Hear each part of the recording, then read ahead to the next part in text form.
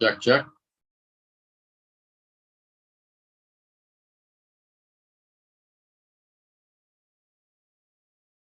Yeah, Crudy, what's happening? Happy Tuesday to you, Evan, on the board. Our fair audience, always a pleasure to be with you all.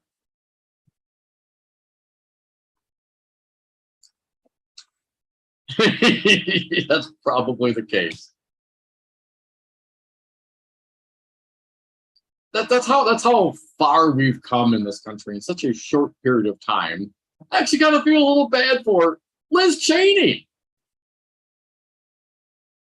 Will you though? Will you? I mean, when Liz Cheney becomes the voice of reason in the room, I mean, look at her opponent. I mean, are you kidding me? People are going to vote for this opponent just because it's not Lynn Cheney? I mean, we deserve everything we get. I don't know, man. Yeah, good luck, Liz.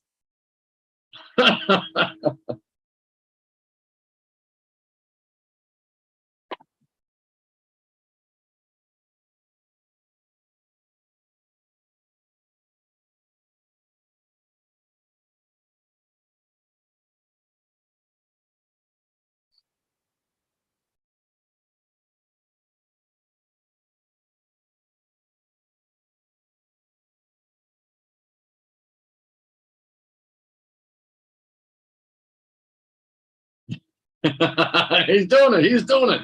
A little bit from the background. Let's talk about the bill briefly, Crudy, while Evan gets his ducks in a row. The Washington Post reports the Inflation Reduction Act would put about $370 billion into combating climate change and bolstering U.S. energy production using incentives for private companies to produce more renewable energy and for households to transform their energy use and consumption. As mentioned, it will also allow Medicare to negotiate the price of prescription drugs. Hallelujah! Man, you kidding me?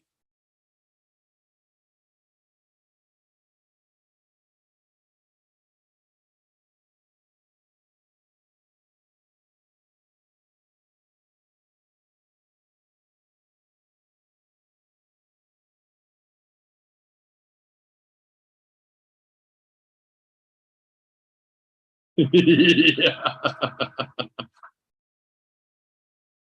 Is that what happens when you embrace, I don't know, what do they call it, free market capitalism? I mean, if you're going if you're going to hamstring the U.S. government, one of the biggest purchasers, one of the biggest customers of Big Farm, to finally be able now to negotiate prices. I mean, are you kidding me? Wow, congratulations. I'm sure all Republicans should stand up and say, yes, it's about time capitalism is working out.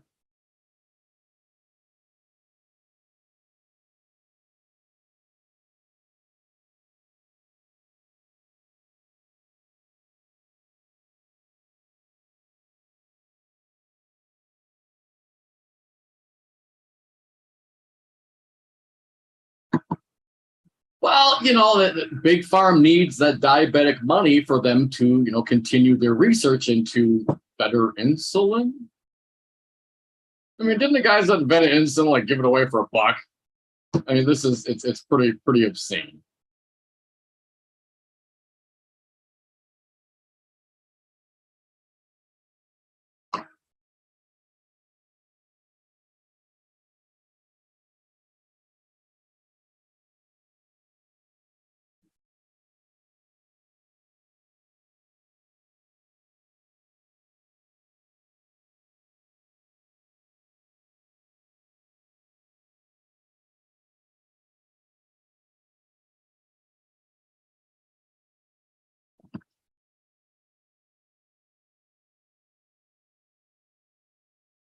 Shocking, Joe.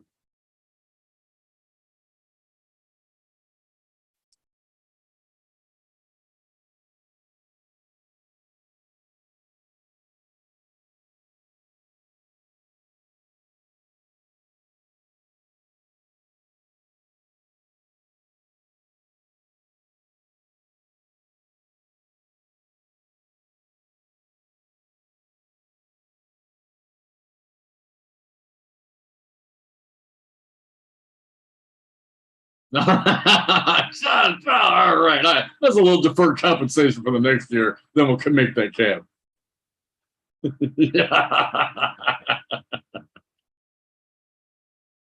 Squeaked in, squeaked in.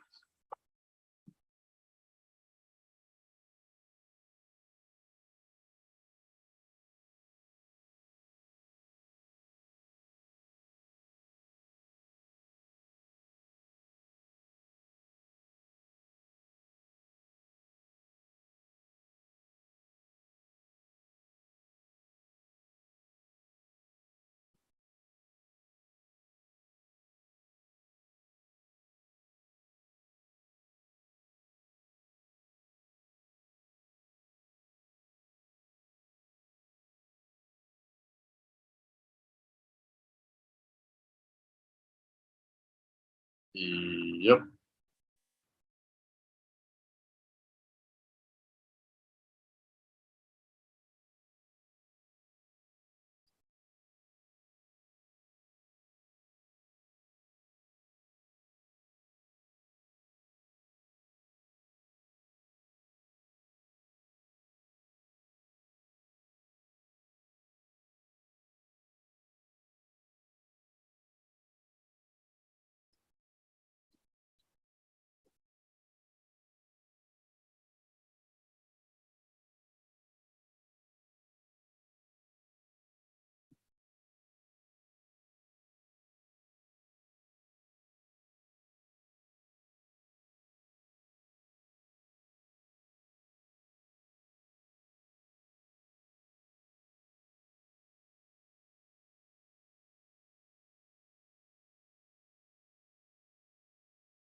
It's a hoax. It's a hoax from China.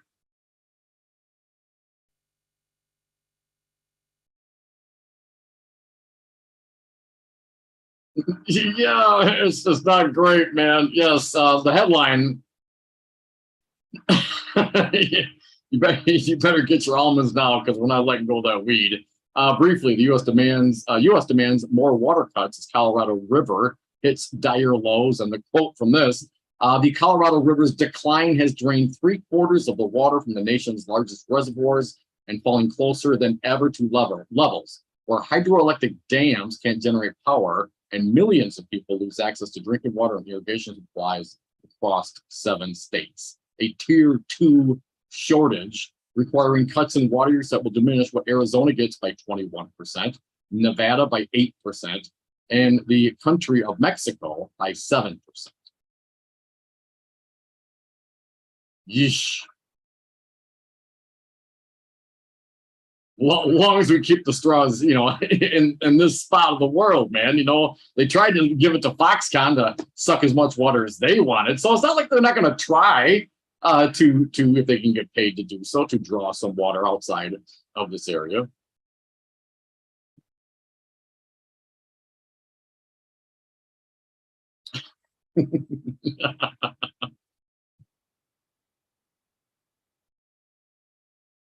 Yes, because nothing's connected to each other. The water reservoirs and aquifers, they stop at the property line. See, that's how it works.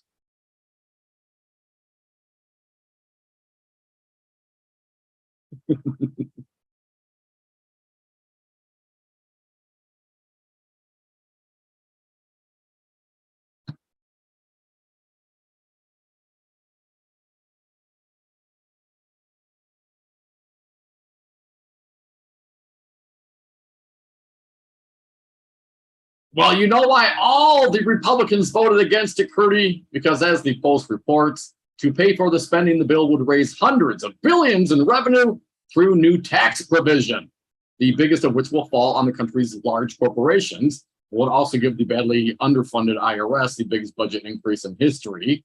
White House officials have repeatedly said that over the last week, Biden emphasized no one making under 400,000 would pay a penny more. Another quote: "Let's be clear," the president said, "in this historic moment, Democrats sided with the American people, and every single Republican in the Congress sided with the special interests. Every single Republican in Congress voted against lowering prescription drug prices, against lowering healthcare costs, against the fair tax system.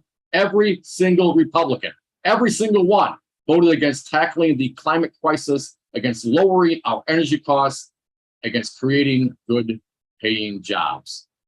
Yeah, he says it. He says it over and over and over again. And this, my understanding, Crudy, and correct me if I'm wrong, I haven't seen any reporting on it recently, but this will actually also lower the deficit, lower the debt.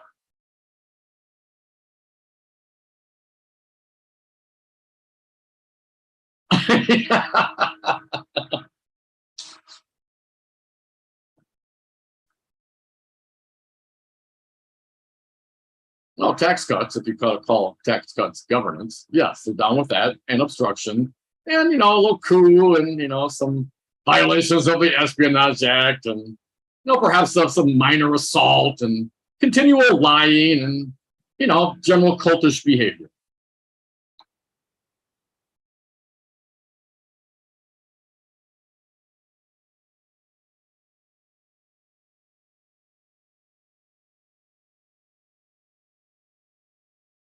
Yes.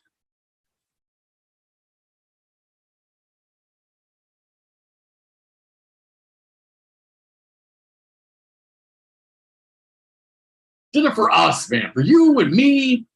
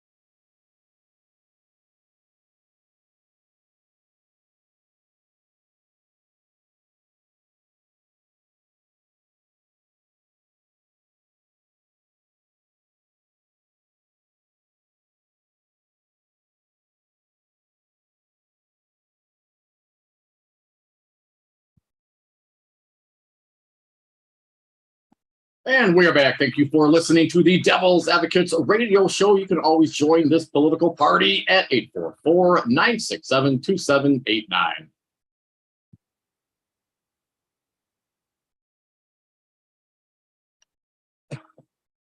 Yeah, like you.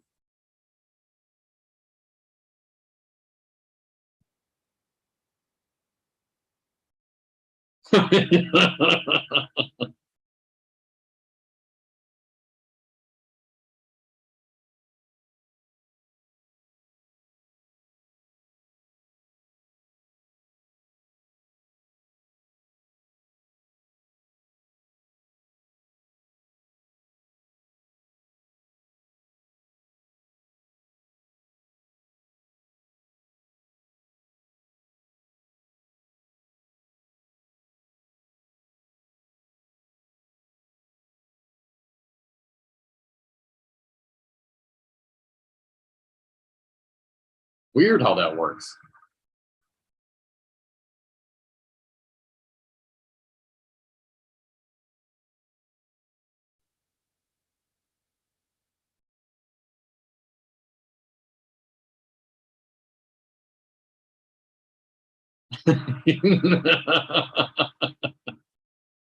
Yeah,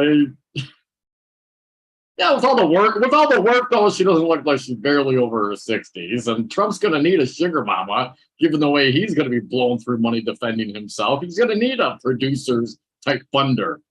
Can't make plays without checkies, Crudy.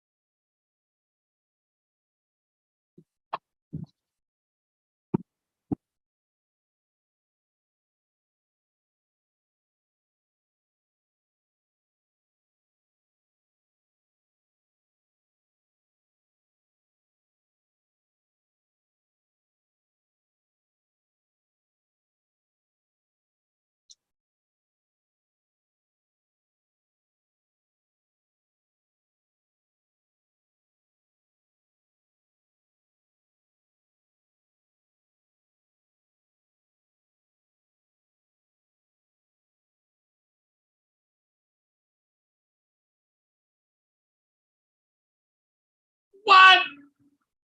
What?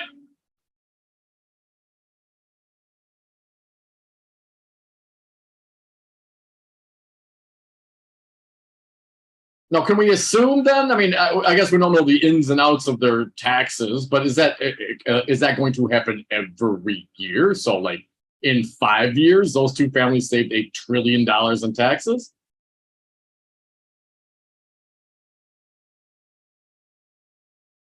All right, please.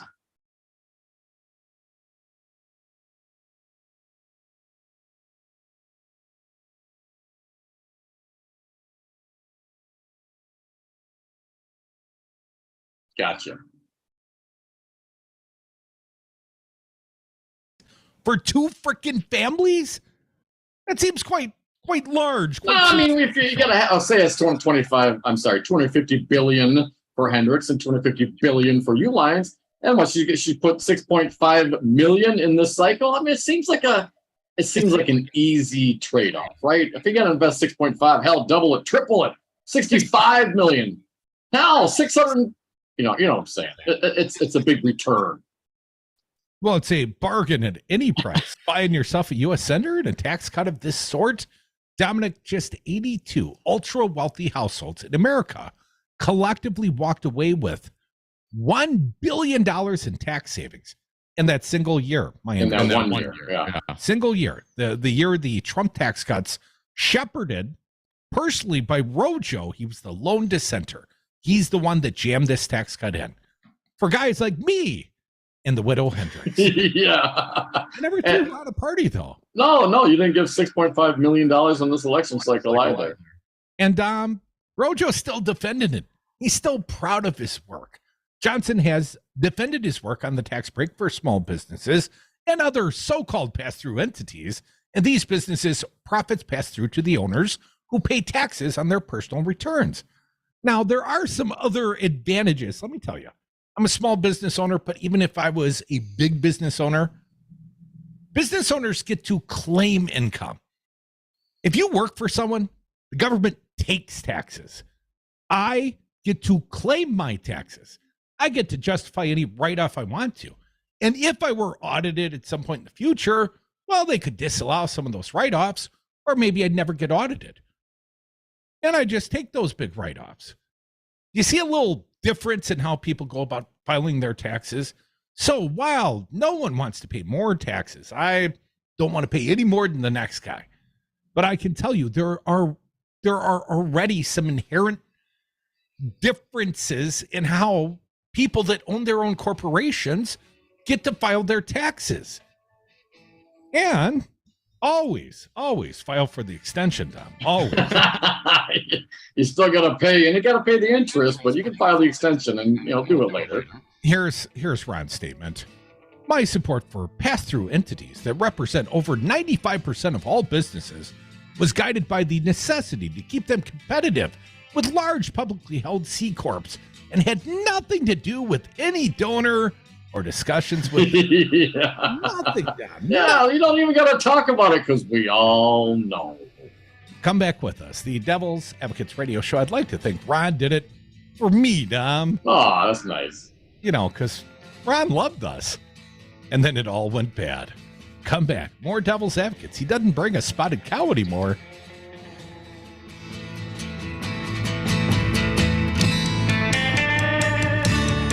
He loves you and he needs money. Why don't you give me half the money you were going to bet? Then we'll go out there. I'll kick you in the nuts and we'll call it a day. Louis bet me that we couldn't both get rich and put you on the poorhouse at the same time. You didn't think we...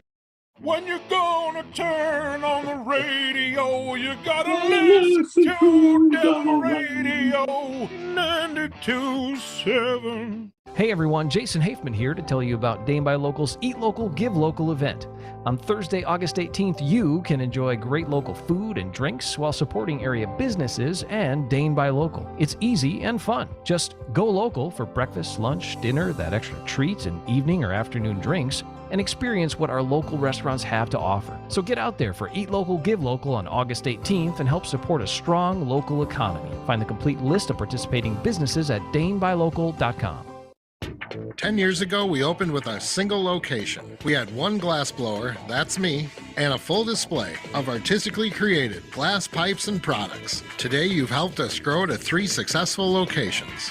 Ignite Glass and Gifts thanks you for your continued support. We'll be here as long as you need us.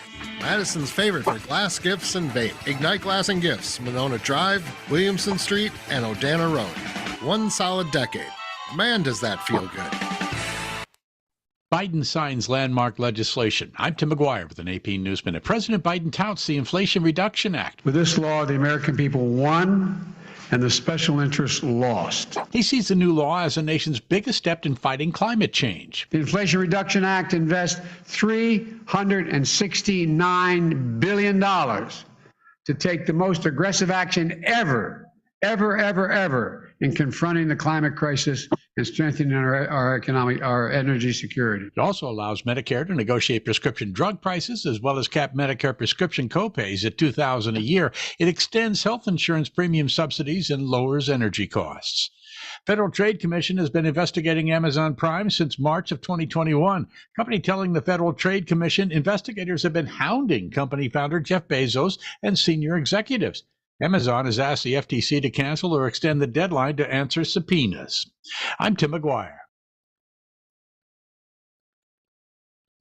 We tried Dynovite for gut health and immune support, and after a couple of weeks, our little Gizmo was acting like a puppy again. His coat was shinier, he had a lot less scratching and shedding, and he seemed like his happy old self. My dog smelled and scratched constantly. We bathed and sprayed her, took her to the vet, but no results. Now, a little Dynovite in her food helps Bella keep her beautiful coat with no scratching or smell. Get 10% off your next order of Dynovite nutritional supplements for dogs at Dynovite.com. Happier, healthier with every bite. Over 1 million pets helped with Dynovite.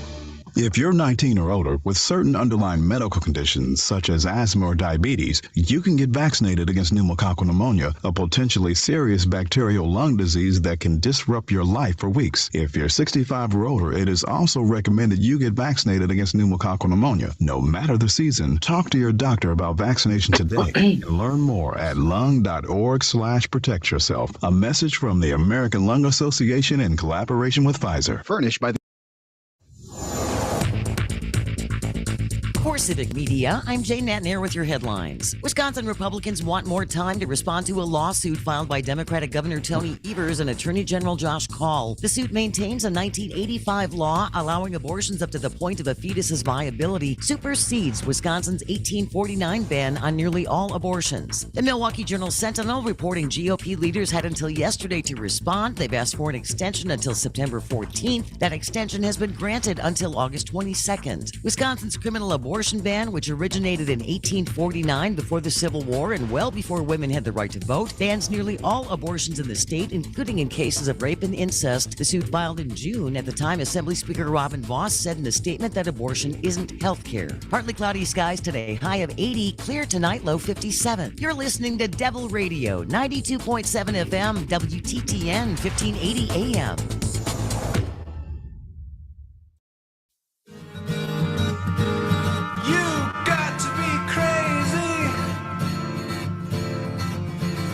Kicking ass and taking names since the Wisconsin Uprising. The Devil's Advocates. Welcome back to the Devil's Advocates Radio Show, the Tuesday edition.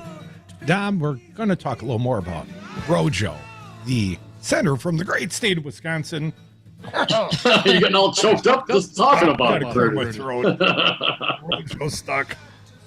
Dominic, before we get to the most recent of the outlandish statements of Rojo, because, you know, as he's out there defending his tax cuts for billionaires like the Widow Hendricks and the U-Lines, he's also out there standing up for, you know, the pharmaceutical industry. Really standing up for the small people.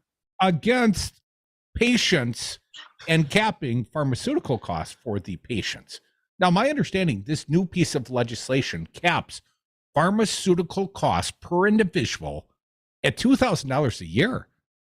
That is a pretty big step forward. I'd like to see this whole legislation explained better, flushed out a little more. It's just been signed into law by Joe Biden. But I can tell you, anything that Ron Johnson says about it is probably a lie. And the people of the great state of Wisconsin, even some Republican voters, they're starting to see through Rojo. Our buddy John Nichols from The Nation, but also locally at the Cap Times, he points out, Dom, through a little column he wrote over at the Cap Times this week, 110,000 Wisconsin Republican primary voters rejected your buddy Ron Johnson. 110,000. Let me jump into the body of the work. Where is it?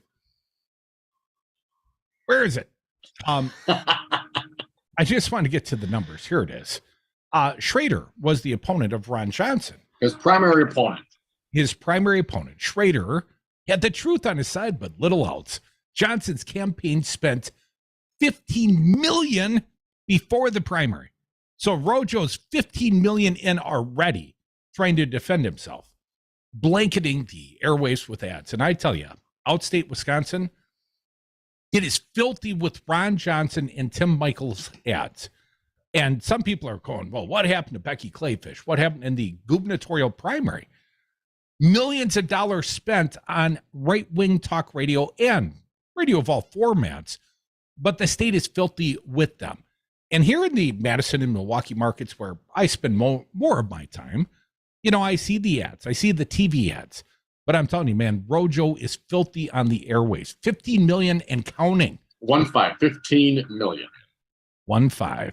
In contrast, Schrader rarely appeared on TV or radio. There were no debates or joint forums featuring the two Republicans. So what happened when the GOP primary votes were counted last Tuesday? Schrader won more than 110,000 votes. The challenger took 16.3% of the primary vote. In more than a dozen counties, Schrader won more than 20% of the vote. That's 1 in 5, Dom. Although, you know, we're not great at radio on the math on the radio. You're not great at radio on the math. In several counties, he won over 25%. Schrader received almost 3 times as many votes as your buddy Tim Ramtham, Ram Jam, the Trumpist decertified the election guy, a Campbellsport Republican who sought the GOP gubernatorial nomination.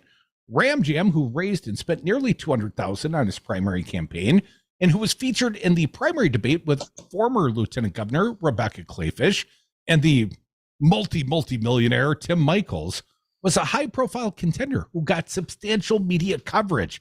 Yet Ram Jam won only 41,689 votes. How's that song go? Yeah, that's sort of a Steve Ram Jam. 42,000 votes. Schrader got 110,000 plus, Tom. So what make you of this? Is Rojo vulnerable even within his own party? I think you can't look at these numbers and not come away with that.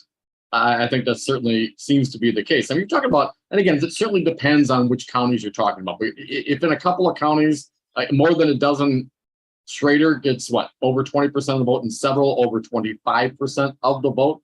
Now there are some small counties in the state of Wisconsin, no doubt, but that seems to indicate some displeasure with Ron Johnson. Yeah, I do think it is problematic for him. Now the question, do they come home? Now look at the other side.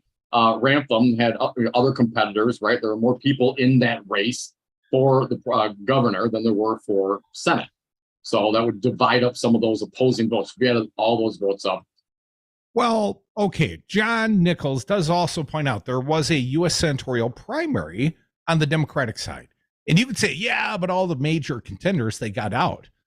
But first, Lasry and company, including Scott Lewski and Tom Nelson, first they spent $25 million. Right. Mandela Barnes, and they walked away with like 22% of the combined vote.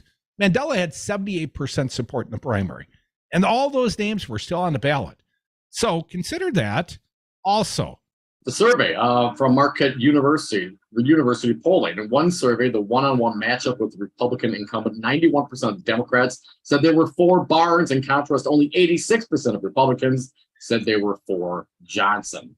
Those numbers, writes Nichols, suggested that there was something of a Republican enthusiasm gap for Johnson that could be consequential in a state where 4 of the past 6 presidential races have been decided by fewer than 25,000 votes, and where the most recent races for governor and attorney general will be determined by fewer than 30,000 votes. Yeah, maybe people get a little tired of, I mean, there's so many things that he's done. What was the hydrochloric? What was the medicine he was? Gargle. There was gargle. Chloroquine. Right, and what was the horse medicine? To avoid COVID. There was what was the horse piece? Ivermectin, right? Yeah, I mean, there's so many greatest hits of Ron Johnson. You blue, literally, the stuff that would turn you blue. Like one guy turned himself blue from treating himself with ivermectin. Yeah, that silver tincture. Oh man, that's a great idea. That's a great idea. And while again, these are. So yes, I think ultimately Nichols has it right. I think there is some enthusiasm gap for Senator Johnson. But I got to tell you, man, I hope Mandela Barnes, and he's a very gets lots of support, obviously, from the Democrats here in the state of Wisconsin, supported by the party, and all the other opponents came and rallied around behind him.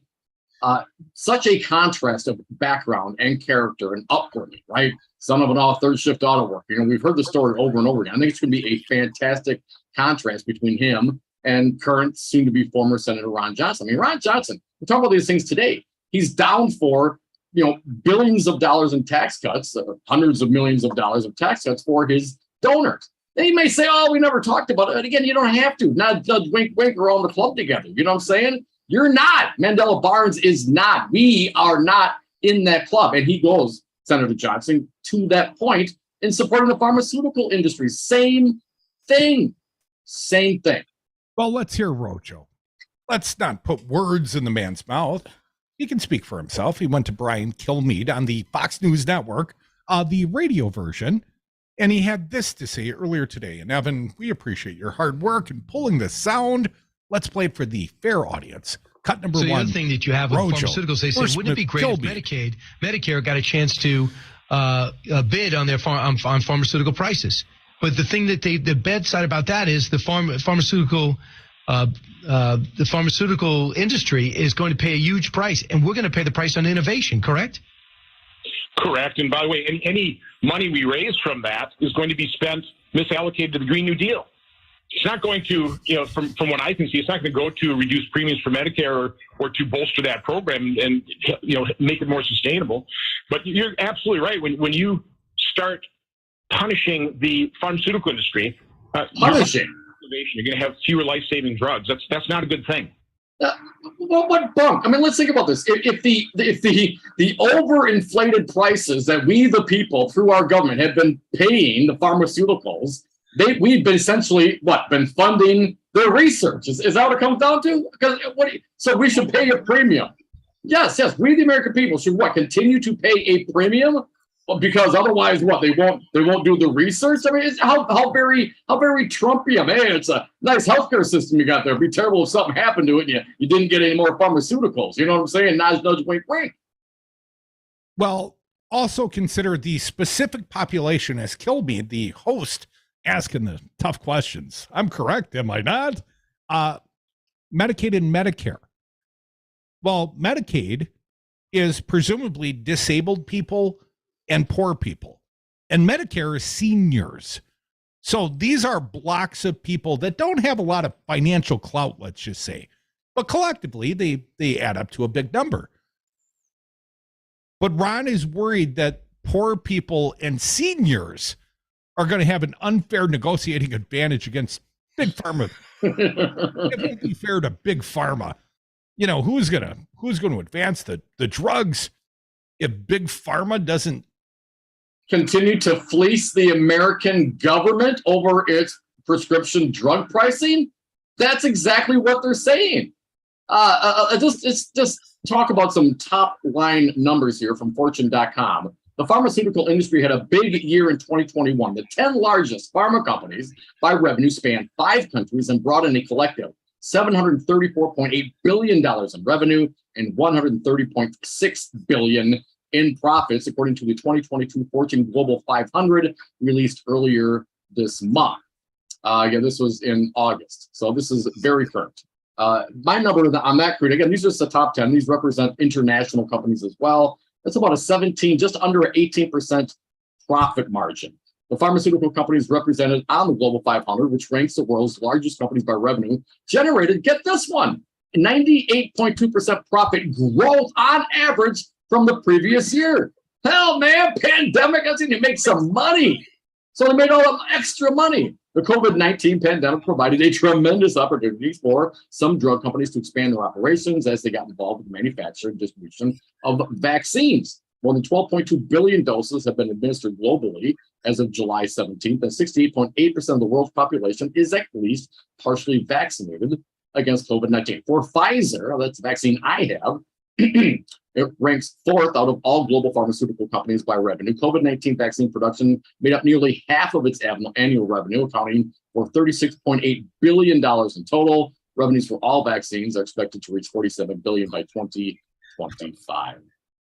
Dominic, a little bit from the reporting at the NBC News, on this topic, this Inflation Reduction Act signed into law by Joe Biden. Under the, I'm going to go up one more paragraph. Exorbitant drug prices in the United States are a key reason many people in the U.S. are forced to skip or delay filling their needed prescriptions. It's those damn poor people trying to stick it to big pharma, according to Ron Johnson. A Kaiser Family Foundation poll published last month found that nearly 1 in 2 adults, that's like half of Americans, reported difficulty affording their healthcare expenses, including their prescribed medications. A little bit more here, Dom, because I overconflated. I want to make sure I'm accurate in my descriptors of this new law. Under the new law, the U.S. government is now able to negotiate prices on the costliest prescription drugs, capped cost at $2,000 per year for people on Medicare. So if I left you with the impression that's for all consumers, I apologize. That's just for Medicare people. Limit the monthly cost of insulin to $35 for seniors, again, that's Medicare, and extend subsidies for people buying their own health coverage through the Affordable Care Act, the federal subsidies on the Obamacare exchanges. The law also provides free vaccines for seniors. The changes are significant, especially for anyone in need of high-cost drugs. Yes, I would say yes. So anyways, If you're talking about Medicare, you're talking about negotiating on behalf of seniors. And if you're talking about Medicaid, you're talking about negotiating on behalf of disabled and extremely poor people living, at least here in the state of Wisconsin, living below the poverty line, because we never expanded Medicaid to people above the poverty line. So I think it's a good thing. I think this may take a while to take effect, because it's not like the Medicare prices have been negotiated. It's not like the pharmaceutical companies are going to say, we cut our prices preemptively. These negotiations still have to go on, but over the course of years, you're going to save money, and Ron Johnson will keep whining about it. Poor pharma.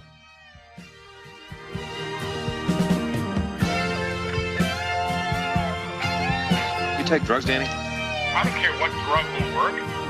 Try a bunch of them. Hey, you want to get high, man? Just aim higher.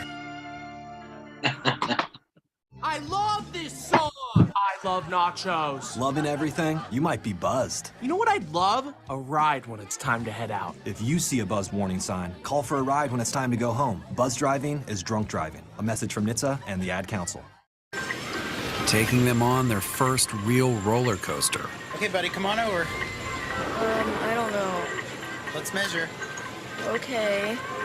You're just tall enough. Yes! Getting back to the moments we miss starts with getting informed.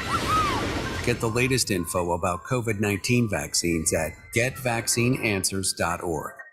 It's up to you. Brought to you by the Ad Council. The Devil's Advocates. I got a little email missive just a little bit ago. Can I share just a little? Please. Friend, Trump is one day away from taking the stage in Wisconsin, and we need you to help stop big tech from censoring his American First message. By taking our Trump rally poll, can we count on your prompt response? Here are your options. Yes, I stand with Trump, or no, I support censorship. Let's just say you feel a little pushed in the corner. Check out the entire podcast library at darnwi.com. Hi, folks. This is Kirk Bankstad at the Minocqua Brewing Company, and I am proud to introduce you to Choice, our new pink grapefruit-flavored hard seltzer. Choice was made in collaboration with Planned Parenthood of Wisconsin, and 5% of the proceeds from every can goes to support them and their fight for reproductive freedom. Choice Hard Seltzer tastes great and comes in at only 105 calories per can. Go to our website, MinocquaBrewingCompany.com, to find where you can buy Choice Hard Seltzer. Social media? You've kept up with the times. If you can do that, you can definitely save for retirement. Go to aceyourretirement.org, and in just 3 minutes, you'll get free tips to help boost your retirement savings. That's aceyourretirement.org. A message from AARP and the Ad Council.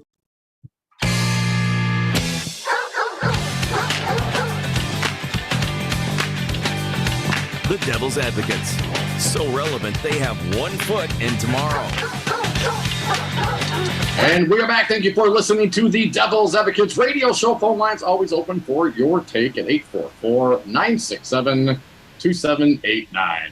Dominic, I've got a piece from the Cap Times. Paul Fanlin, the author thereof, brace for the smear campaign aimed at Mandela Barnes. Well, now that the Democrats have their champion in Mandela, and of course, Ron, you own Ron, GOP, the smear campaign.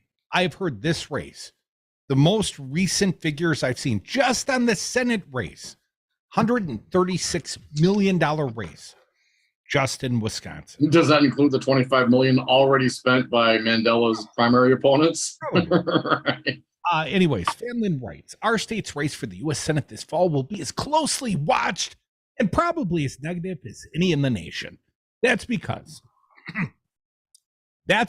even fellow Republicans are shaking their head at Ron Johnson, the 2-term incumbent, and his many fantastical, detached from reality pronouncements. No amount of Republican independent expenditures, Dom, outside money from undisclosed donors like the Uihleins and the widow Hendricks, can rehabilitate and normalize his image. Johnson has morphed into the prototypical millionaire Republican focused on tax cuts and his tinfoil hat persona of today, a guy who discounts COVID vaccines, the January 6th insurrection, and doubts Joe Biden actually won. Oh, come on. The only logical play his backers have is a torrent of negative ads to try and disqualify Mandela Barnes, the Democratic nominee. They will likely be as distorted and probably racially tinged as any in our lifetimes. I guarantee it. The standard. In truth, Barnes is energetic, charismatic, a middle-class guy from Milwaukee. He rose to become lieutenant governor as a mainstream liberal, not as a radical. Barnes' pre-primary ads effectively introduced him as being in touch with the average person. One shows him pushing a grocery cart and saying he knows the cost of a gallon of milk. Now, I asked Mandela specifically, Mandela, how much is milk? $4, he said. Unlike his wealthy primary foes, and certainly unlike Rojo, in the general election, it may seem appealing for Barnes to attack Johnson for the kind of behavior that is generated. This recent headline on the New York Times column by Michelle Cottle. Why is Ron Johnson still competitive despite everything? Johnson may be the senator who most fully embodies MAGA world, she wrote. His irrational and irresponsible conspiracy mongering about matters such as COVID vaccine, the integrity of the 2020 election, and who was really behind the January 6th riots has unsettled even some of his Republican colleagues. But focusing on that, say, prominent Democratic strategist I spoke with recently would be the wrong path. The right path will be to shine a light on how Johnson has betrayed his constituents by catering solely to the wealthy. As one strategist put it this way, and I'm going to read as much of this quote as I can. It's a little profane. Barnes has to make clear that he understands the challenges working people face and then put it into a powerhouse counterpunch, which is what Ron Johnson has been looking out for himself and his wealthy donors at every turn. And whether you're a Democrat, a Republican, an independent, whether you hate politics, whether you're white, black, brown, you're probably been ripped off by Ron Johnson in order to enrich his billionaire donors. Rudy, as you mentioned, in 2017, Johnson withheld support for President Trump's huge tax cut because not because it served wealthy over regular people, which it did, but apparently because it did not do enough for his two major Wisconsin donors. Johnson got his way, and having pledged not to seek a third term, probably thought it would never matter politically. A pro-public investigation reported that Johnson's last-minute maneuver benefited two families more than almost any others in the country, both worth billions, and both among these senators are biggest donors. Dick and Liz Uline, the packaging giant Uline, along with roofing magnate Diane Hendricks, together had contributed around $20 million to groups backing Johnson's 2016 re-election campaign. The report said the expanded tax break Johnson muscled through netted them $250 million in deductions in 2018 alone, drastically reducing the income they owed taxes on. Another Democratic strategist agreed a tax on Barnes should be met by pointing out the stains on Johnson's record. It's the old sports metaphor. He's doing the right thing so far as an introduction and grounding, as Democratic U.S. Senator Tammy Baldwin put it in 2012. But the best defense is a good offense. Make the election about the other guy. For Democrats who worry about Barnes' electability as a former community organizer and an African-American in an overwhelmingly white state, consider this. Since 2008, one strategist noted, Democratic candidates who were straight white men and women have lost 6 of 8 elections in Wisconsin for president, governor, and U.S. Senate. Governor Tony Evers in 2018 and President Biden in 2020 were the exceptions. Meanwhile, African-American and gay candidates have won 4 and lost none, twice each by Barack Obama and Baldwin. I also asked the strategists how angst-ridden Democrats, the kind jammed into deep blue Madison and Dane County, should cope with the GOP ad barrage to come. By recognizing reality, one responded, as to coping, we passed that bridge a long time ago in this country. Our society and politics are pretty much F for the time being. This fall would be an ugly campaign season and an ever-increasingly string of them. But there's no shock and surprise to voters. The key thing from my side is for people to rise above all the insanity and realize their vote counts. The Supreme Court and the January 6 hearings and the ongoing threat to democracy give us powerful ways to ensure they do. The other strategists suggested Wisconsin Democrats should interpret this fall's ad barrage as positive indication of just how important they are.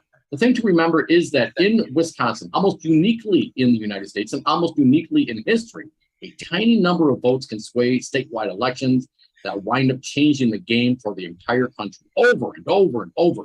We have some of the closest elections anyone has ever seen.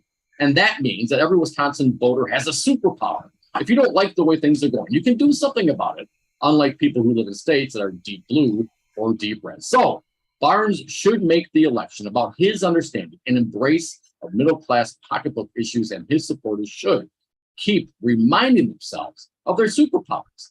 That means they should be energized to volunteer, donate, and vote. Makes sense to me, writes Paul Fanman at the Cap Times.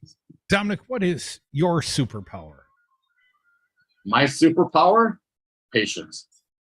I would say the ability to burst bubbles. I mean, really, you can harsh anyone's bubble. Thanks, man. I appreciate that. I like to think I can, cut through the BS and just lay it out how it actually is. And Barnes is going to mop the floor with Rojo. I can't wait for this. It's going to be a perfect election season.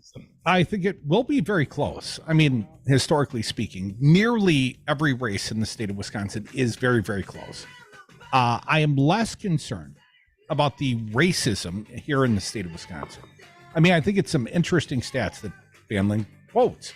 Tammy Baldwin didn't hide from her gayness, and she won 100,000 Scott Walker votes.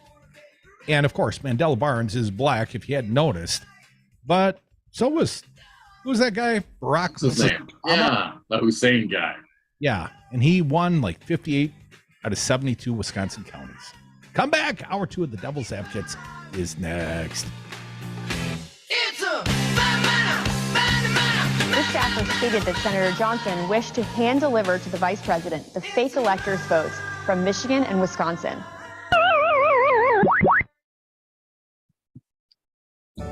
Hi, That's on you. I don't hear it. You need someone to help with your carpet cleaning, business or residence, please give us a call.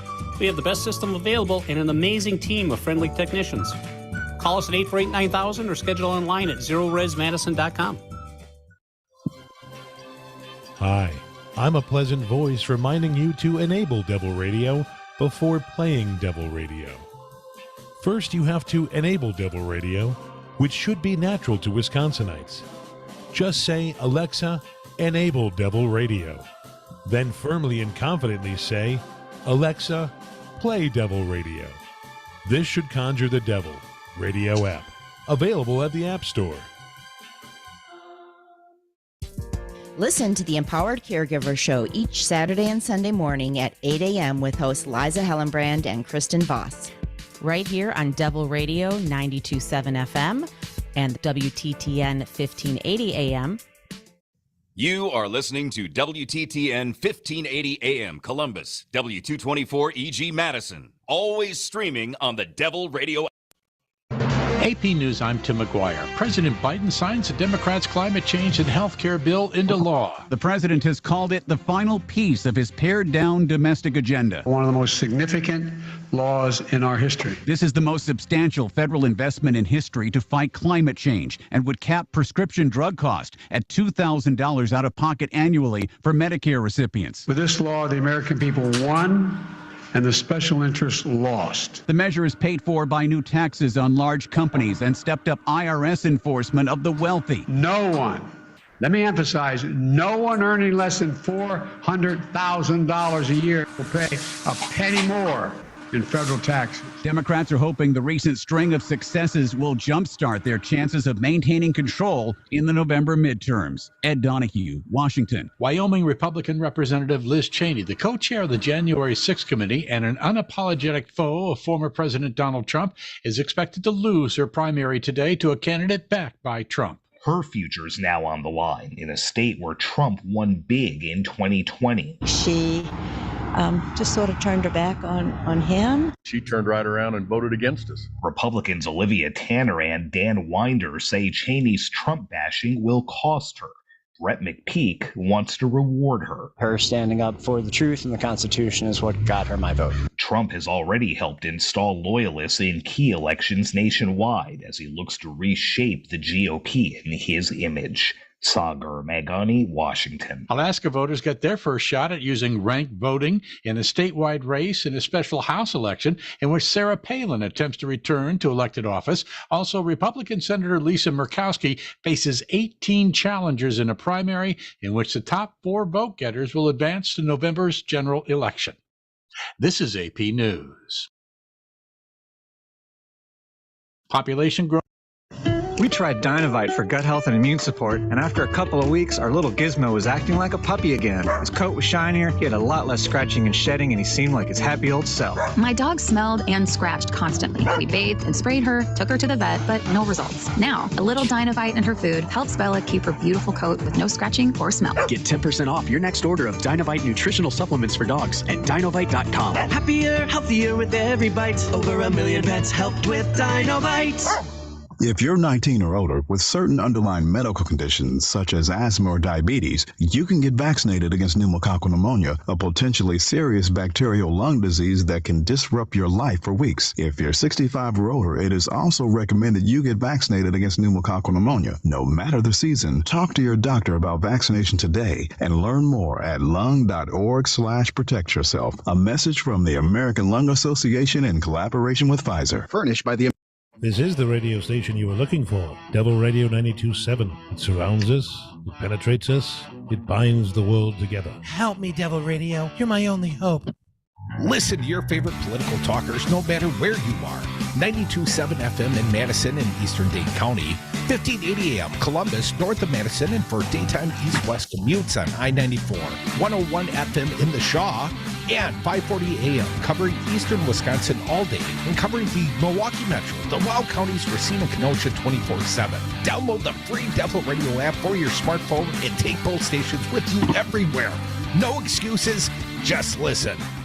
Hi, everyone. Listen to the Matt McNeil Show weekday afternoons at 3 p.m. on Devil Radio 92.7 and WTTN 1580 AM. 1 hour every weekday where we'll talk about all sorts of things like politics, especially with what's going on right now, plus other things too. Parenting, the arts, religion, music, beer. If it matters to Wisconsin and Minnesota, we'll talk about it. Phone calls are welcome at 952-946-6205. For 1 hour each day, come see the Trained Chimp, the Matt McNeil Show, 3 p.m. weekday afternoons right here on Devil Radio 92.7 and WTTN 1580 AM. Hey, Darcy, I just saw the perfect house. Can you help me write an offer on it? I'd be happy to, Brian. Did you see it at an open house? No, I just called the sign and had the agent show it to me. I didn't want to bug you. Right. How many times have you heard me say don't call the sign? All of them. You called the agent working for the seller, and once you see the property with that agent, I'm no longer free to write an offer on it. So... You need to hire us from the beginning, help you find the right home, negotiate on your behalf, and protect your interests all the way through the process, and it shouldn't cost you a dime. Solidarity Realty. They're real, they're solid, and they're honest. Find them at solidarityrealty.com. From Wisconsin Dells to Dousman, WTTN 1580 AM is essential radio to get you through the pandemic.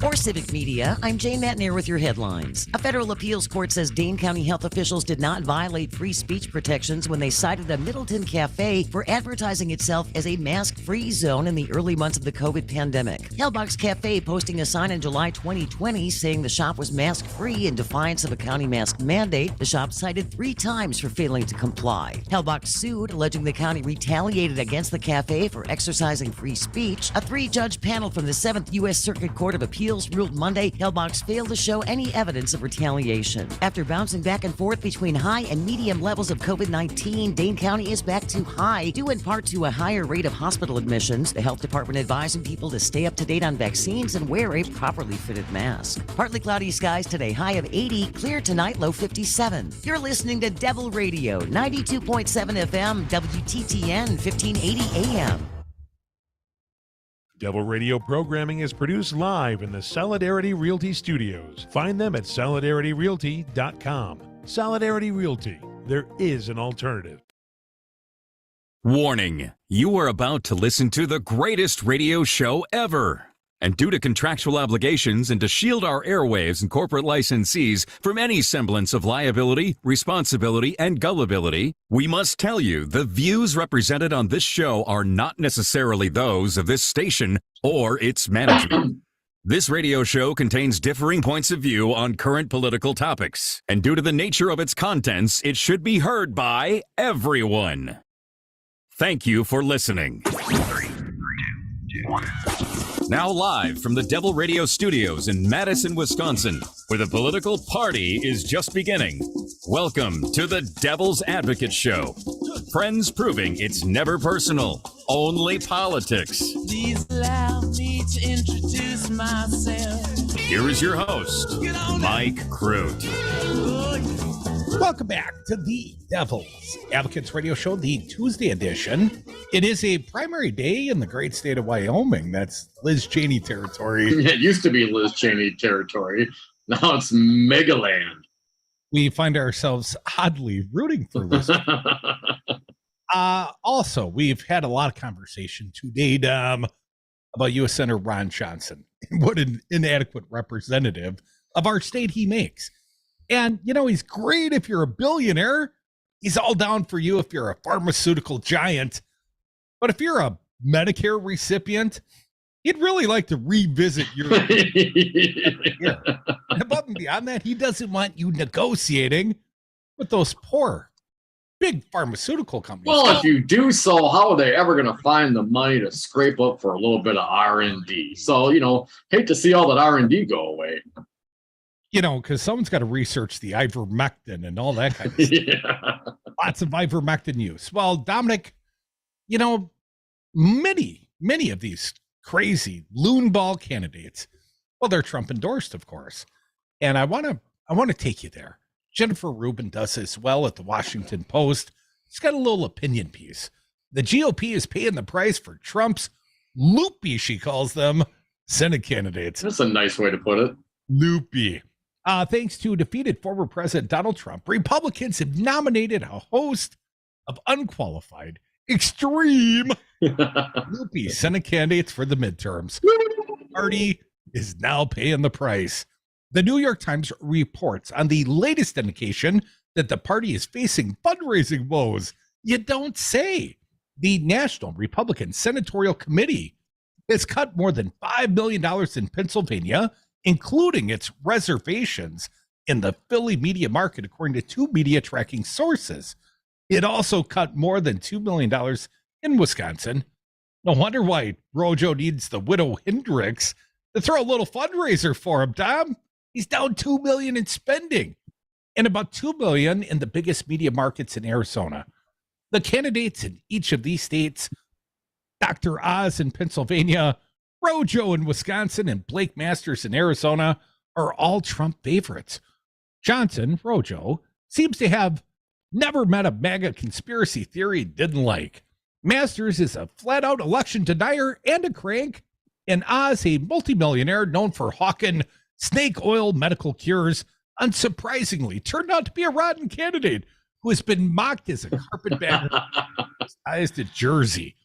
Republicans have yet to cut spending on other weak candidates. In Ohio, for example, the party continues to boost J.D. Vance, even though his campaign is struggling. And Vance's recent suggestion that women in violent marriages should not seek a divorce, well, that's not helping his cause. Republicans who haven't diverted funds from Herschel Walker in Georgia, although he might be one of the worst Senate candidates this cycle. Now, he's going up against Raphael Warnock, right? Yes. Vance in Ohio is going up against Congressman Tim Ryan. Ron Johnson, of course, in Wisconsin, going up against Mandela Barnes. Dr. Oz going up against Fetterman. That's a little contrast in hairstyle, if nothing else. So anyways, back to Herschel Walker, one of the worst Senate candidates this cycle, thanks to his nonstop stream of fabrications, cringe-inducing incoherence. I'm just occasionally cringe-inducing, Dom, and radical positions, such as his support for a nationwide abortion ban, without any exceptions. Crudy, some of these candidates might still prevail given the Democratic and partisan balance of their states, but Senate races and other statewide races, such as for governor, attorney general, and secretary of state, pose key tests for the mega-conquered GOP, since Trump's blend of delusion and narcissism might not work outside the right-wing media bubble and deep red states. That's the problem in the swing states of Arizona, Michigan, and Nevada, where a bunch of election deniers are running. Sure, Trump's lapdogs may be able to win in low turnout primaries in the heavily gerrymandered districts, but general elections with healthy turnout could be Trump's Achilles heel. Perhaps that explains why the GOP is attempting to reduce turnout and stack the offices of state election administrators with mega cultists. It's tough for the party to win when democracy is thriving. Oh, damn, Ruben. I know that. A little bit, man. Not coincidentally, as Republicans are cutting advertising in states with mega election deniers, the nonprofit arm of the Republican Accountability Project is launching a $10 million ad buy in Arizona, Georgia, Michigan, Nevada, North Carolina, Pennsylvania, and Wisconsin, seeking to peel traditional Republicans away from Trump acolytes. The group's ads use clips of Rep. Liz Cheney during the House January 6th Select Committee hearings and testimonials from Republicans disgusted with the mega crowd's disrespect for the rule of law. FBI.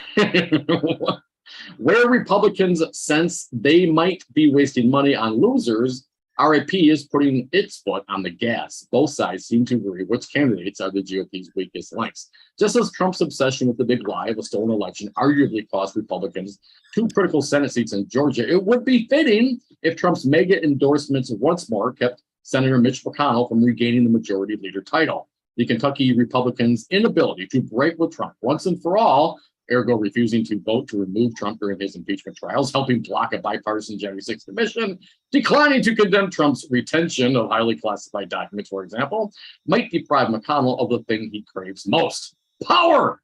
For the GOP as a whole, underwhelming performances in statewide races by handpicked Trump candidates would be a clear signal that Trumpism remains a minority faction dependent on anti-democratic rules, such as gerrymandering and the filibuster. There's no certainty such results in November would impair Trump's chances of winning the nomination in 2024, given Republicans' fidelity to the former president over democracy and truth. But it would mean that refusing to cut Trump loose is a recipe for perpetual minority status, writes Jennifer Rubin at the Washington Post. I think that Donald Trump is crystallizing Democratic turnout. I mean, midterm elections prior to 2018, midterms were always low turnout, 35 to 42%, something like that. Last time, 50% turnout. And I think as Donald Trump continues to insert himself into state races, into senatorial races, I think he's the best turnout mechanism the Democratic Party ever had. In some sense, again, but we also have still continued investigation going on with all the results of what Trump, the stink that he left on this country. But the Roe v. Wade decision is also going to drive turnout to a great degree. I think those two combinations, I think we'll continue to see higher than normal midterm turnout. No, I would agree with you, Dom. Obviously, the overturning of Roe v. Wade is an extremely big deal. But I think that when Donald Trump presents himself and inserts himself upon the electorate, and people look back upon the chaos, even if you supported the guy, he was still chaotic. He was still bad for the nation. He didn't bring us together. He tore us apart. So I think people are so sick of Donald Trump, right? You'd like to think that, but the Republicans, they're still enamored. They're still in love with this guy. So it's going to come down to the swing voters, as it always does. Those people that make up their mind on election day. But the disarray that the National Party finds itself in, they're cutting spending. The National Republican Senatorial Committee cut more than $5 million in Pennsylvania, $2 million in Wisconsin, and $2 million in markets in Arizona. Yeah, can't be right. That's not a good sign. And then you got the other side, this nonprofit arm of these Republicans who want to try what's this called, the Republican Accountability Project, launching their own $10 million ad buy in a half a dozen states, trying to peel back some whatever might be left of traditional quote unquote GOP members. That is a party in disarray, and rightly so, man. I mean, what's his name? He said it. Who has to testify? Forgive me. The South Carolina boy. He's going to go testify. Lindsey said it years ago. If Trump gets elected, he's going to destroy this party, and that is exactly what we are seeing unfold before our eyes. Now, I would have liked to have seen it happen sooner. But, looking back years from now, perhaps it'll seem like it happened real quick. But living through it seems certainly a long slog. But the disarray of the National Party, the Trump impact, the loons and the wackos. I mean, really? I mean, like Dr. Oz, Herschel Walker, pulled a gun on his wife or something, and then he's like, "Oh, give me an opportunity to talk about mental illness." That's a great segue, but no, dude, that's not okay, really. And this is a guy who they want to be a senator. It is really so many of these races are just the perfect contrast of governance and decent human beings and total wackos. Everybody's flawed. I'm not suggesting that any of these other candidates that are running against Oz or Herschel Walker don't have a flaw in them. But man, compared to these people that Trump and the Republicans and the GOP are putting forward, man, it is a very big difference between those candidates. You know what's strange to me is Republicans embrace black conservatives. Oh, they love them some Herschel Walker. Now, Herschel Walker, obviously, Heisman Trophy winner. He was a Georgia Bulldog. There's some home, backyard cooking going on there. They think that that'd be good for him. Good because he has high name recognition in the state. And that's enough, right? Because he's a black conservative. And they can support the guy. And he'll steal, black votes away from Warnock, because that will be his opponent. So it's strange to me,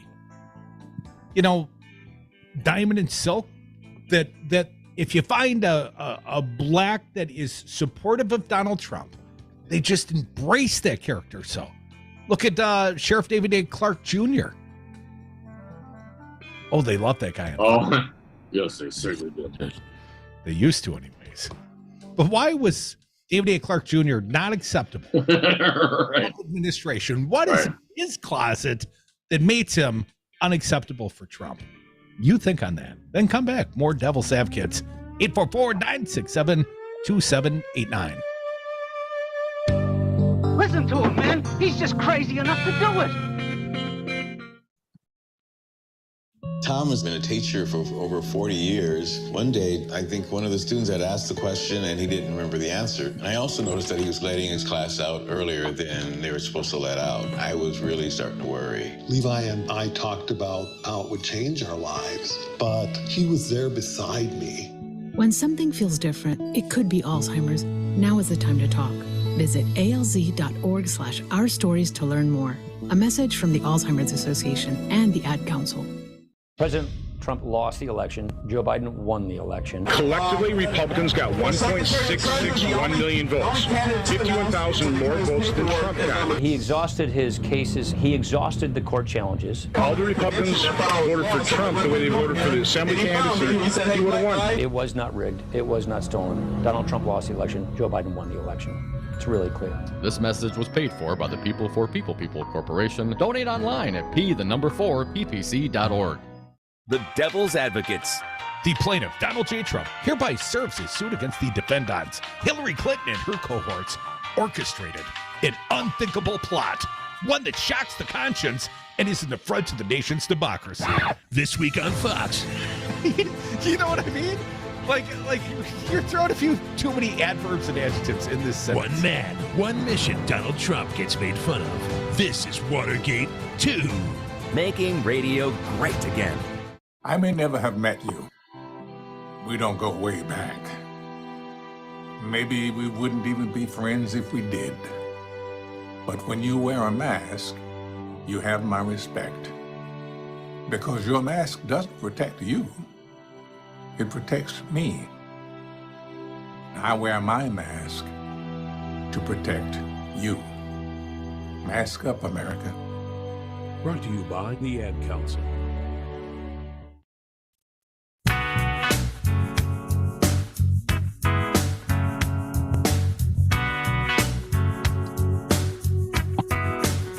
The Devil's Advocates. Radio for the 99%. And we are back. Thank you for listening to the Devil's Advocates radio show. We're going to go hit the phones here in just a moment at 844-967-2789. Dominic, we were going to set a new phone rule. Call it the CJ rule. Were we not? Yes, I've been thinking about how to kind of want to engage some of the Trumpsters out there, yet not let them just kind of crosstalk is not a good thing, right? So we got to have a conversation, and I think also beyond this normal conversation, a back and forth, we also need to be topical, right? I mean, if anything we discussed during the day, unless it's Fridays, Fridays are grievances, so you can talk about any topic on Friday. But generally speaking, I think we should stay on topic for the day for the phone calls that we take from all callers, not just our crazy ass callers. I want to be consistent on that. Rudy, what do you think? I concur, Doctor. Doctor. Okay, CJ, here's your big chance. Don't blow it. Welcome, CJ. Well, as you were talking, I guess the misnomer of the Inflation Reduction Act, you failed to mention the Congressional Budget Office, what they say the plan will do with that. Reduce the deficit by about $100 billion per year was my understanding. Nothing for the first 3 years. So not even while this president, and you don't want him to run again like most Democrats because he's a failure. And 13 soldiers. Man, he's succeeding. He's signing bills today. In Afghanistan. All right, see, now he's going off topic, but he did bring up the CBO score. And okay, I mean, these things are scored over a 10-year period, right? So you got to, whatever number they give you got to divide it by 10 years. And if that's the case, it's going to reduce the deficit over the course of 10 years, then that's the math, man. So whether or not it happens over the first or the tail, it happens in the middle or it's the tail end and yada, yada, yada. I mean, you can break it down any way you want. The fact of the matter is the CBO has scored this, that it will in fact reduce the deficit. Now, above and beyond that, it's a good thing. Capping prescription drug costs for many drugs, most drugs perhaps, and for seniors is a good thing. Why would anybody be against that? I mean, I get it, unless you think, well, we don't want nationalized healthcare. And it's like, okay, that's a great idea, but what is it about not wanting nationalized healthcare? You want everyone to go out and shop the market and engage in free market capitalism to find their own healthcare plan. Then you embrace free market capitalism. But when it comes to using those same philosophies and negotiating with your suppliers, like most buyers do, on behalf of poor and elderly people, all of a sudden now you got a problem with capitalism. So thank you for the call, CJ. Perhaps someday we'll get to the successful withdrawal of Afghanistan, ending the war that we weren't way too long. Dominic, I want to be accurate here. According to the Congressional Budget Office, estimated budgetary effects of H.R. 5376, the Inflation Reduction Act of 2022. It's now the law. Joe Biden signed it today. The CBO estimates that enacting this legislation would result in a net decrease in the deficit, totaling $102 billion over the 2022 to 2031 period. So it is a 10-year estimate. So $10 billion a year on average. Yes, I didn't mean to overconflate. They're all very big numbers when you're just a working stiff, CJ. God forbid the Democrats try to save money for the government. But it's not happening fast enough for your taste. What did the Trump tax cuts do for the government or for the country? I mean, I know what they did for Diane Hendricks. But we know what they did for the U lines. We know about that, right? The tax cuts, the supposed tax cuts, the Trump tax cuts, the infinitesimal tax cuts to the middle class, the working stiff. Do you recall what that was, CJ? Because most people didn't add up to Bubkiss. 844. But $250 million savings in 2018. I bet you the U-Lines and Diane Hendricks and Ron Johnson, I bet they can enumerate what their savings was. 844-967-2789. Well, that went well. What a great experiment. Yes, I think so. To the conversation. It's only been like 12 years, man. We'll figure it out. Fred from Connecticut. Welcome. What do you got? Hey, Fred. Good afternoon, guys. Hey, no, CJ. Anyway, you think Ron Johnson was on the phone to all of his billionaire donors and stuff. Hey, I just cut $2 million from my campaign funds. And how many of these clowns do you think is going to show up in Milwaukee when the Republican convention comes? Oh, don't even get me started, man. All the clowns, man. Every single one of them. It's going to be like the insane clown posse up around here, man. Still, when you talk about the clowns showing up, I don't think, Fred, that Ron Johnson specifically probably had to speak with individual donors. I mean, I don't think he had to call up Diane Hendricks to know that Diane Hendricks is a designated S Corp. And as such, with the huge, enormous profits that ABC Supply Corporation, and I don't begrudge her profitability.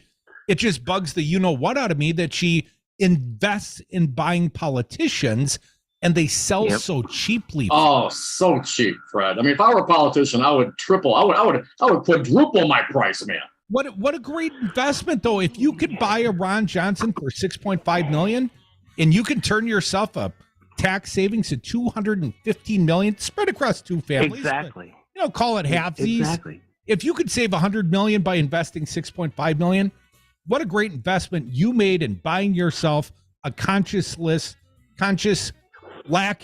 senator from Wisconsin and Ron Johnson.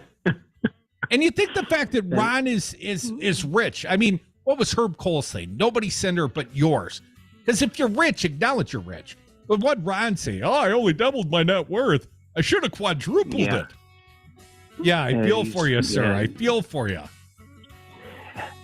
All right, guys. Have a good afternoon. Right on, Fred. Thanks for the call, man. We're well on our way to having a spectacular afternoon when you call us at 844-967-2789. It's a political party, and it rolls on. We're a very compassionate society, and the government's role is to help people that can't help themselves or help. I've never really felt it was society's responsibility to take care of.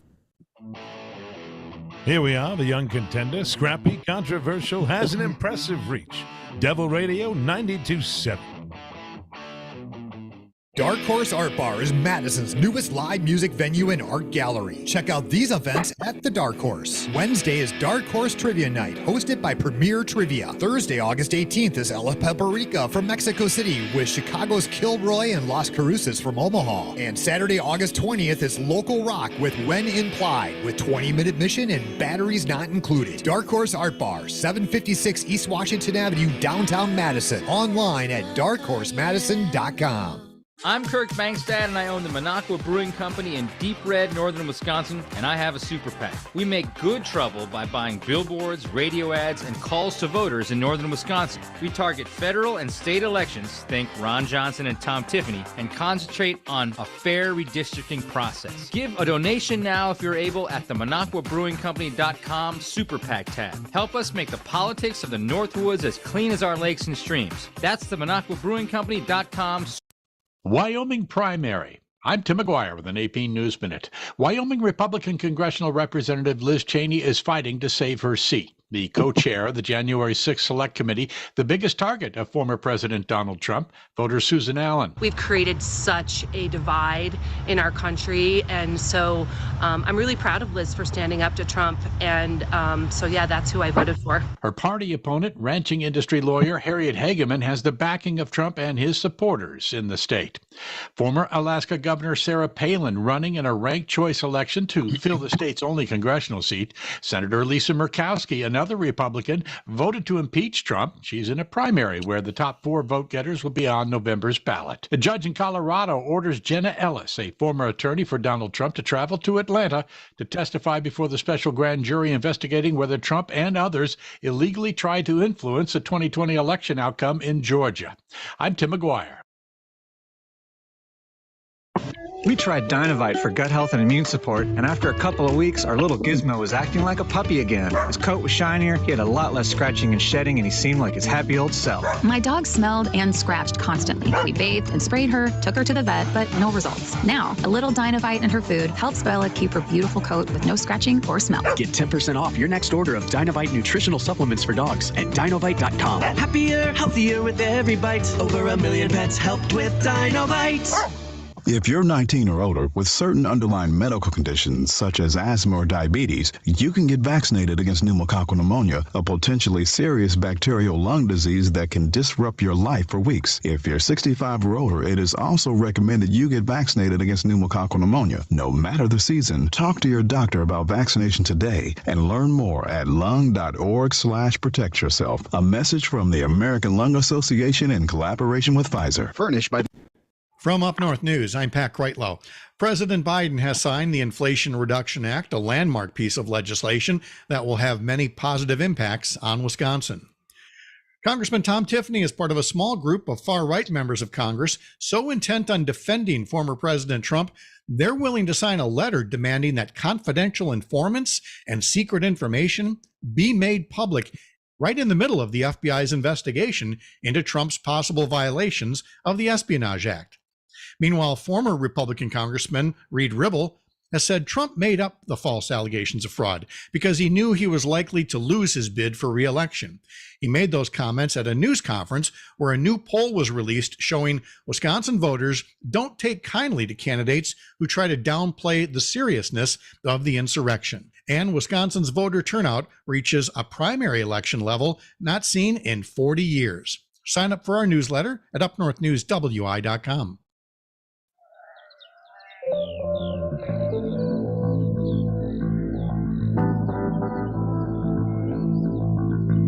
The Devil's Advocates, rock and roll political commentary in a top 40 world. Welcome back to the Devil's Advocates Radio Show, the Tuesday edition, rolling through the happier happy hour. We always appreciate when you participate at 844-967-2789. Dom, I'm going to welcome a few of our affiliates, KGOE, Eureka, California, KTNF, 950 AM up in Minneapolis. We got people listening a little bit later on WCPT, 820 AM in Chicago. And of course, the mothership right here in Madison, Devil Radio 92.7, 1580 AM in Columbus, The Shaw, 540 AM, WAUK, and 101 FM. Bull Falls Radio, 98.9 FM in Wausau, and locally grown radio in Wisconsin Rapids, 97.5 and 1320 AM. And the sister station there, WIRI, Dom, out the Nakusa country station that yours truly will be broadcasting high school football. We kick off the high school football season this Friday night. And we've never done that before. Are you actually doing it? You're going to go do some play-by-play, Crudy? Go back to your roots, man? Coach called his own number. You know, just put some pads on, man. If someone gets hurt, you go take that ball. So I will be doing play-by-play for the Nakusa Black River Falls football game on Friday night, the official kickoff of the season. In Waukesha, we got Don Brown doing the Waukesha South game. And up in Wausau, man, those guys, they hump up there. We got like 3 different games we're playing out across the network. So very, very excited about the high school football. Wisconsin Rapids, we got the Wisconsin Rapids Rafters. They're in the playoffs right now, so we're awaiting the end of that. We're very excited about that as well, Dom, and the kickoff of the Badger season, all kinds of fun stuff. So anyways, enjoy the fine sports entertainment. And if you've never heard Crudy do play-by-play on the radio, either is he. I did play-by-play in college a little bit. What? You're not play-by-play. You actually did play-by-play, not just the show. What was your Winkle show? What was the show called? Sports Talk Live. I still remember the caller that asked me about the bass fishing and crivets. And I was quite offended. You know, I took that little sports show quite seriously. You know, my co-host, a little better than you, Brad Runkle, Runkle fielded that one for me because I just sat there bitterly and didn't want to answer because you're not up to speed on the sport bass fishing up in Crivets. Yeah. Yes.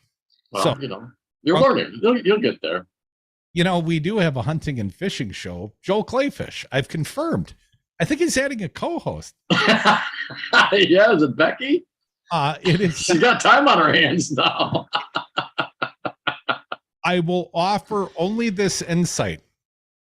There will be no post-primary reconciliation on the Republican side. Yeah, since that primary has concluded, has Rebecca Clayfish and Michael's been on stage together? No. And you don't think that will happen? No. But the reconcile as a party, though. I think that primary got very personal when they involved the Clayfish kids, and when the Michaels campaign specifically circulated photos of the Clayfish daughter. I think they crossed some lines that will not allow for reconciliation of the party. I think some lines were crossed. I think there's some bad blood. Well, I mean, when you put it like that, Cody, it seems like the Wisconsin GOP is in disarray. I'm going to keep saying it. I want to get insights. I did request an interview with Rebecca Clayfish. I said I'd be respectful. I'd pick a day when maybe Dom was gone. But so far it's been declined. I'm not saying say never. I don't think at this point, and I don't want to betray any friendships, but at this point, let's just say, my understanding, there's some bad blood going on. 844-967-2789. We do have some updates on what's going on nationally. The Homeland Security Watchdog, Washington Post piece. Want to get to that, but let's get some callers in while we have some time here right now. Once again, 844-96-PARTY. Mark from the SAC, you are up. Welcome. What do you got for us? Well, interesting to stay on topic because you brought the Homeland Security watchdog, the Inspector General there. Apparently, his ass should get canned because it was not forthcoming and withheld information for like over a year. I think I just saw reading this afternoon. Come on, man, you're scooping me. I'm coming to that next, Mark. But yes, smart. We're making new rules as we go. It's like building a plane while it's taking off. And I do, because I wanted to remain topical because CJ seems incapable of doing that even when given fair warning. So I thought I was staying on topic there. And I'm just pitching the ball to you so you can hit it out of the park. Well, I mean, topical as in like whatever we discussed during the show in the last 2 hours or so. We try to restrain ourselves to today's headlines or recent headlines. Fridays though, catch us. Yeah, Fridays are free game, and CJ can bring up whatever the hell he's been stewing on all week. That's why they're called airing the grievances, man. Yeah, thanks, guys. I appreciate that, and you guys are doing a good job. And it's interesting that it seems I could probably, that I probably should be better read, but I could probably, chew CJ up and spit out the pieces without working up much of a sweat. Yes, Mark, you should totally be much more red than you are. Keep working on it, man. Someday you'll catch up.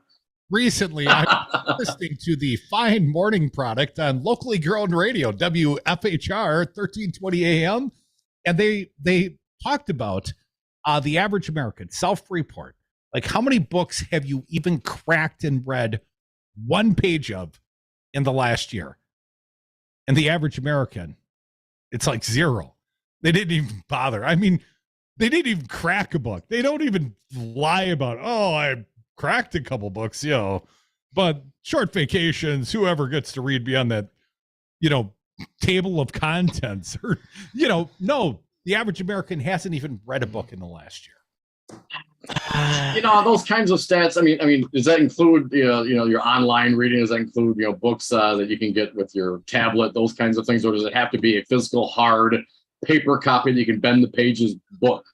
Because we do lots of reading, and I don't do nearly as much as like historical or reading that. I mean, my entertainment is not to go read. I mean, I do that for.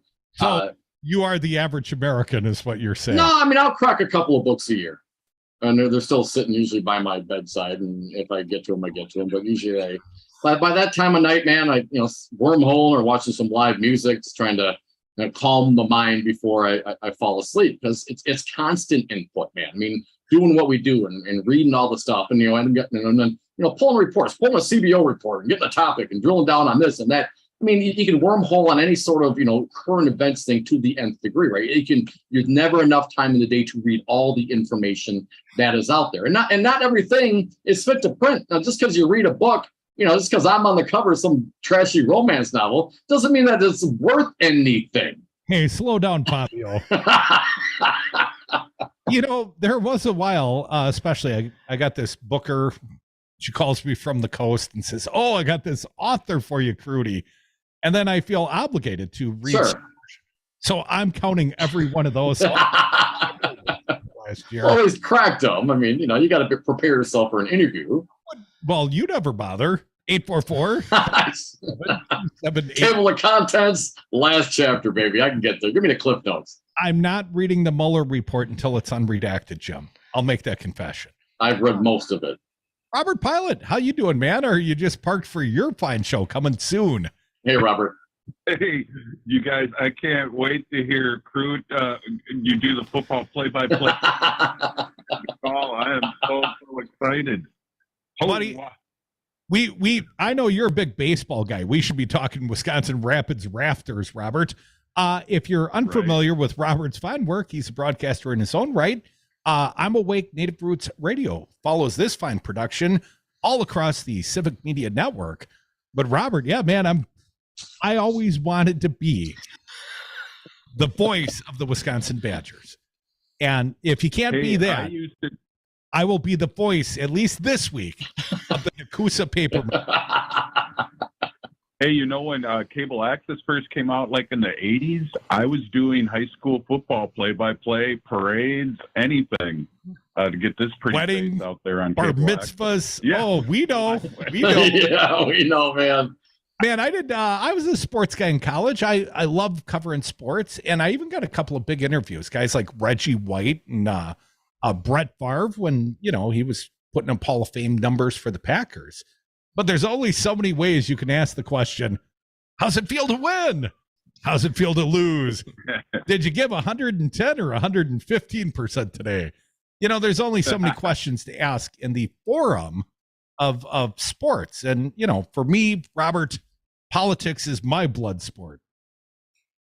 Exactly. Hey, I just want to let you know I'm having Amber Torres, chairman of the Walker River Paiute Tribe, on today, and we're going to talk politics down there in Nevada way and all over Turtle Island. And also, I have to remind everyone that Herschel Walker did play for the Minnesota Vikings in his first game on Monday Night Football. His shoe went flying off. And Herschel always talked in the third person. It really bothered a lot of our sports writers here in Minnesota. Oh, Crudy hates when people do that. We all, Trump did that a lot. Yes, he did. I hate Trump. They're so unfair. Well, you guys keep up doing a great job, and I can't wait to hear you do the color and the play-by-play. I will be a full service, comprehensive broadcaster for you. I may even give you the score like once a half.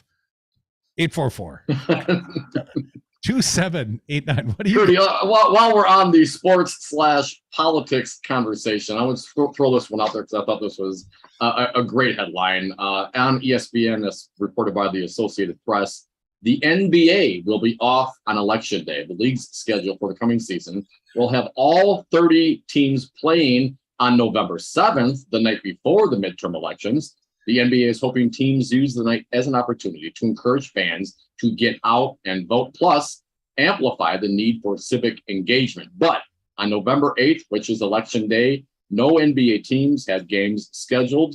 Teams are being encouraged to share election information, such as registration deadlines, with their fans in the weeks leading up to November 8th.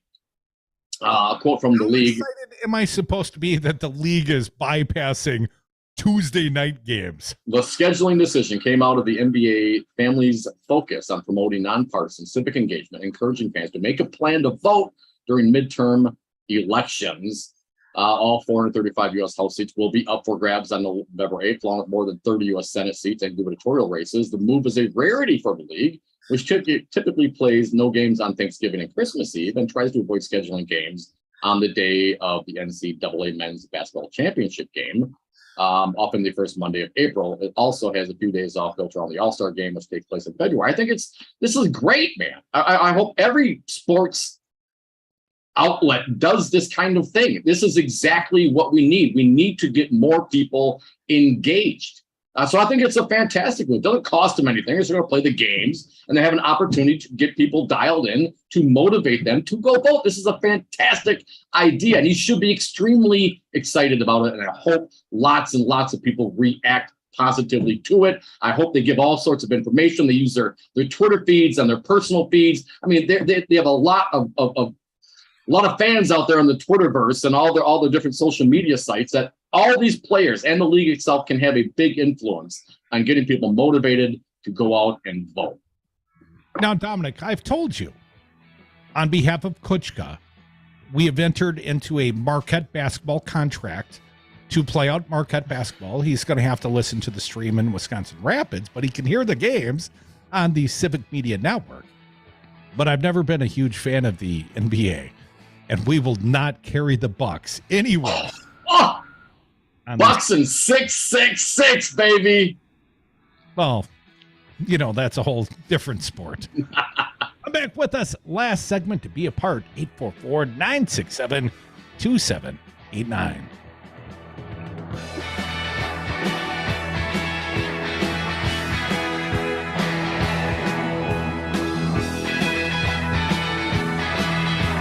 Size of that thing.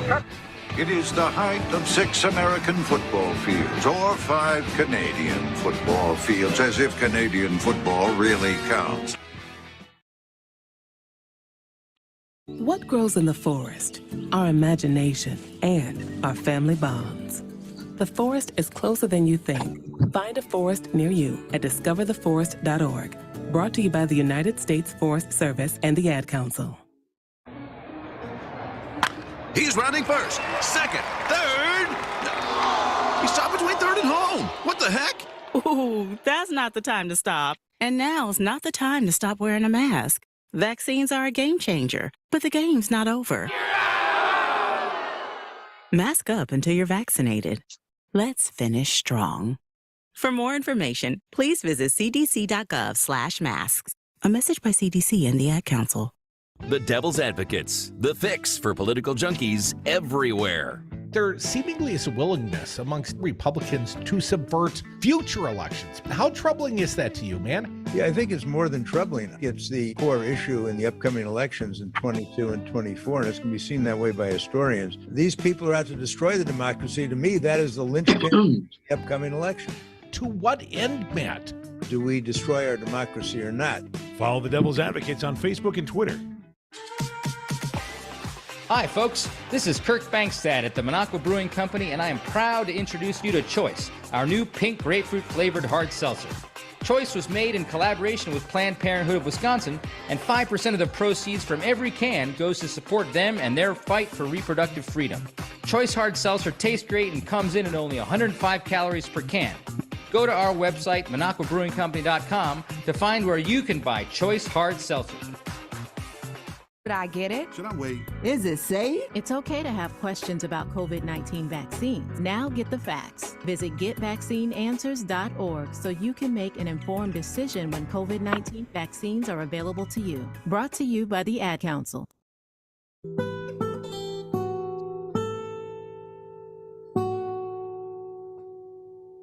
The Devil's Advocates, tackling the issues you're not allowed to talk about at the dinner table. And we are back. Thank you for listening to the Devil's Advocates radio show. It is the last segment of the day. So if you got something to say, hit us up right now on the phone. It's 844-967-2789. Let's go to the phones. Dom, Matt from Minneapolis listening on AM 950. Welcome, Matt. What do you got for us? Hey, Matt. Hey, how's it going, guys? Good, Matt. Okay, what do you think about this Christian nationalist movement that is going on in the Republican Party? He's an atheist, so he's... You can imagine how I feel about it, Matt. I think it's terrible. As I will speak as the quote unquote Christian on the panel, although, my walk with Jesus is, gone astray once or twice. But I will say, Matt, it is a perversion of Christianity. White nationalism is a perversion of Christianity.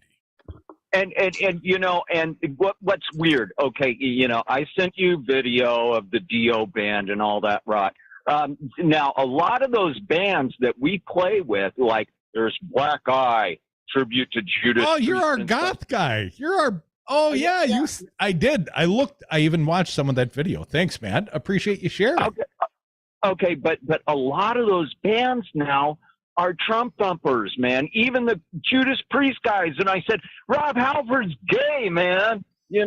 I mean, how can you be like that? And they're like, well, we just do this. You know what I mean? It's like, my God. Wait, Matt, you're breaking my heart. You're telling me Rob Halford, the lead singer of Judas Priest, is a Trumper? No, well, I mean, the guy who plays Rob Halford in the tribute band. Oh, all right. I got you. All right, thank you. I was a little confused there for a moment. Small distinction. Yeah, okay, yeah. The tribute band lead singer is a Trumpster. No, and now I get it. And what are they? I mean, are they deep Trumpsters, Matt, or is it just like they like the FU attitude, or is it simple? Or are they into policy? Because I don't know what Trump's policies they would embrace, or what is the attraction to your opinion? Oh, for God's sakes, I don't know. I remember when Pantera played in the 7th Street entry, and I saw them, and this is before Pantera got big, and this DJ played like this parody song about Halford being gay, and this guy was like going, Halford's not gay, and I'm like going, no, he's gay. I almost got my ass kicked in the 7th Street entry. Matt, appreciate you listening, man. Yes, strange times when the Rob Halford tribute band lead singer, singer is completely disrespectful. Well, I mean, everything Judas Priest would stand for, except in the case of Donald Trump breaking the law. Breaking the law. You got another thing coming, baby. I mean, and Priest, one of my most favorite all-time bands, man. I mean, when I was a kid, my sister bought me the British Steel cassette tape.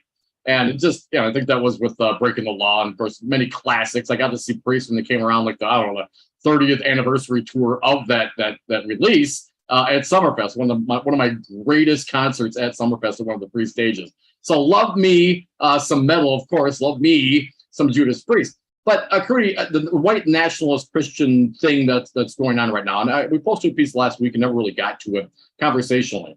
But it was essentially, a man of God standing up, as you are, Crudy, against what these people claim to be Christianity. And I appreciate that. I still don't believe a word of it, but at least you're standing up and interpreting it as I was taught at the Catholic high school that I went to. Not this weird, Jesus is half a socialist in the Bible, but that, of course, is not what the white nationalists believe in. They basically take this vengeful God ends justifies the means, and it's about really raising up the white race above all. Sure, and you're hiding it. What do they say? It's going to come and cloaked in the flag and carrying a Bible. I mean, that's exactly what it is. And as the atheist, I give no quarter for that. I don't give a damn. I don't care what your religion is. You can claim that. The God Thor told you to crap in the Capitol. It would have absolutely no relevance to me, as if God spoke to you or Jesus told you to. It doesn't make any difference.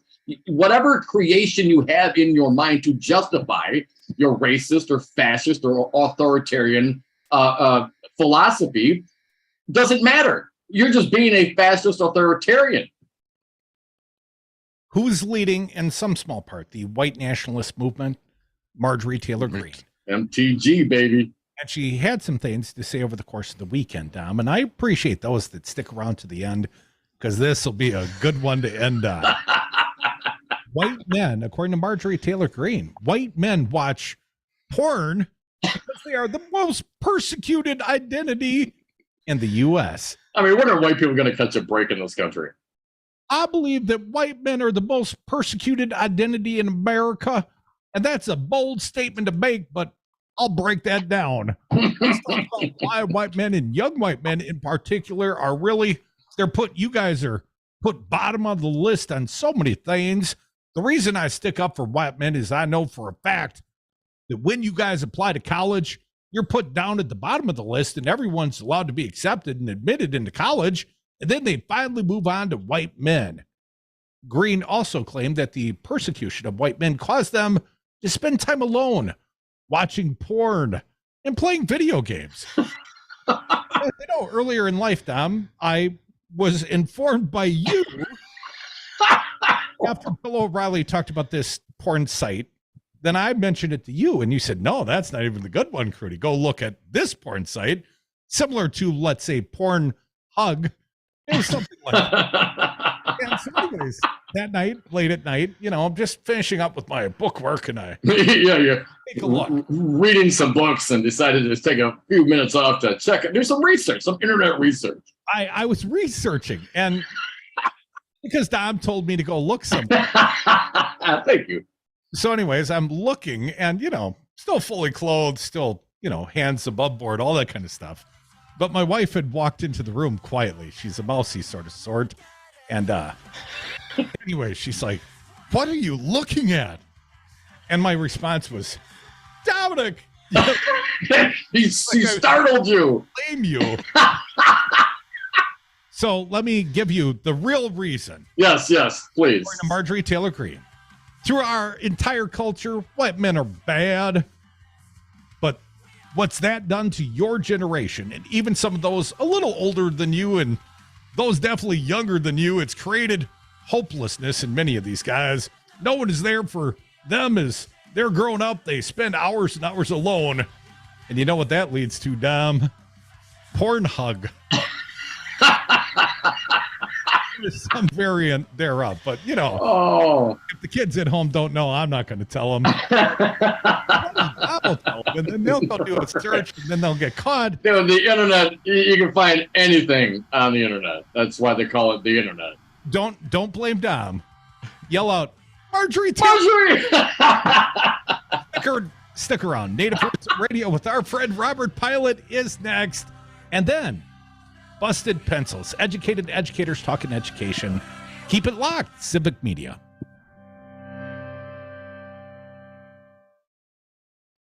Hey everyone, Jason Hafman here to tell you about Dame